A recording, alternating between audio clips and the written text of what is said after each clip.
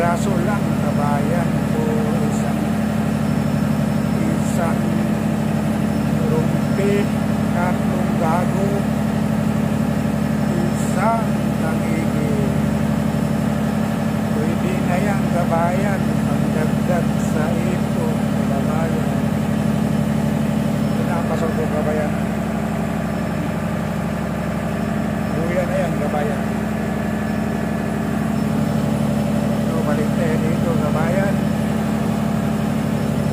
Tatlong gagok kabayan, isang rumpi kabayan, at isang tangigi kabayan.